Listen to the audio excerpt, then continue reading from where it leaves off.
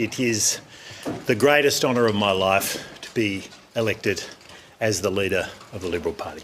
Well, first of all, I mean, Angus wrote down that question and then you asked it, and he didn't have the ability to think up a second question. I think that's...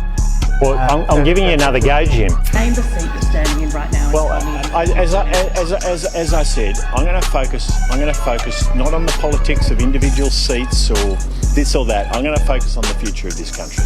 Vegemite up 8%, not in a year, in a month, Deputy Speaker, in a month. Oh, well, maybe Angus doesn't go shopping much. Stage of his life, he wants everything handed to him on a silver platter, Mr. Speaker. And he reminds me of a famous saying, Mr. Speaker.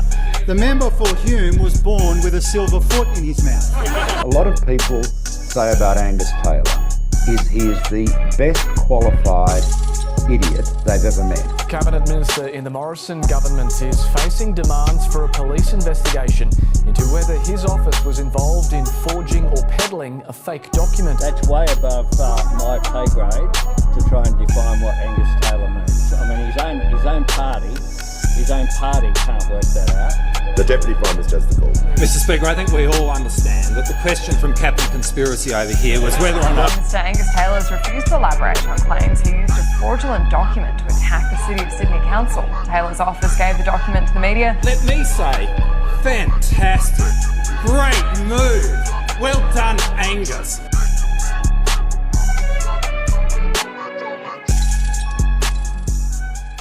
The 2025 election looked like the beginning of an era of Labour dominance and Liberal struggle, but no one predicted that struggle would become a fight for survival. I'm Chief Maez, boxer, artist, and single father, so you know I'm a good person, and this is part 2 of What's Wrong with the Liberals, presented by the Rightist Leftist. What can you say about Angus Taylor that hasn't already been said, or alleged, and is probably true? If ever there was a poster child for failing up, Actually, no, it'd be Scott Morrison. But if there was a runner-up, it might be Angus Taylor. Since I did this in the last video, I'll do the same for him, but it's much less interesting.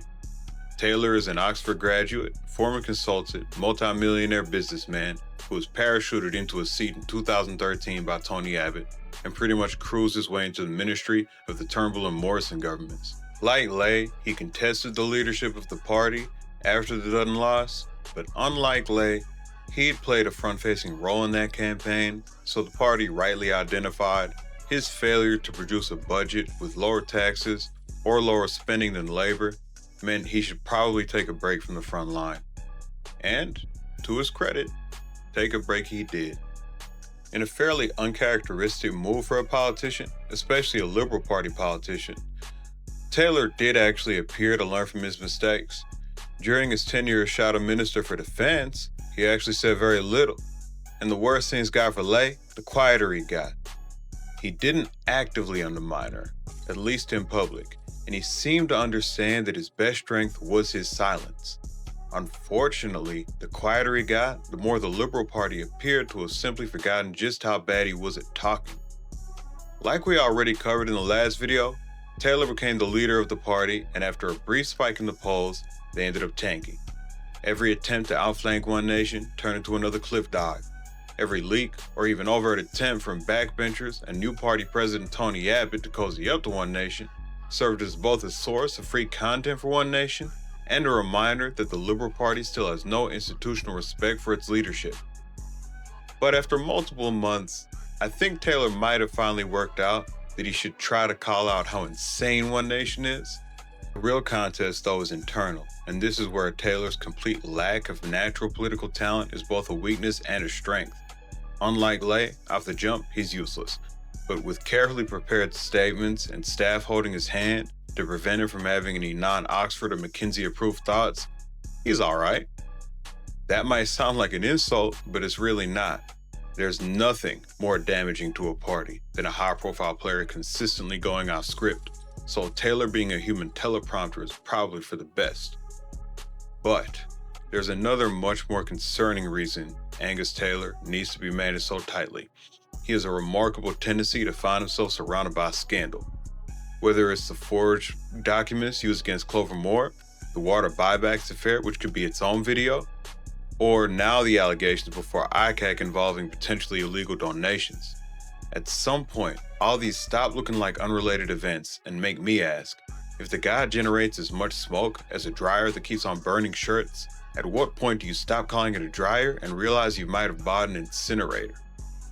Taylor needs to be managed this tightly, not just because he becomes incompetent when he isn't, but because when he's left to his own devices, he seems to think the rules are optional. It's the classic attitude of someone who's lived such a privileged life that inconvenience starts to feel like injustice.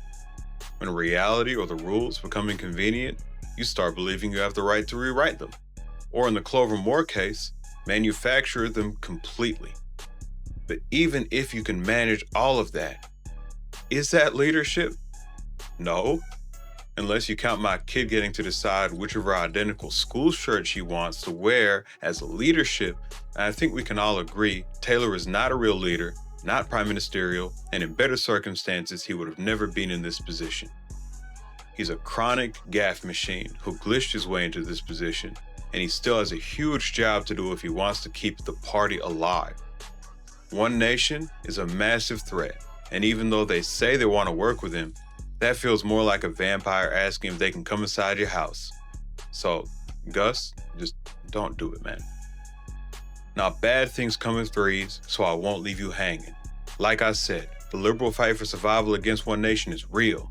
And unlike Lay, who couldn't get the party behind her, or Taylor, who drives the car with his eyes closed, relying on his team for directions, there is a liberal who wants to fight, and he wants to get his party's position back in blood. Next week, we cover Andrew Hastie. Peace.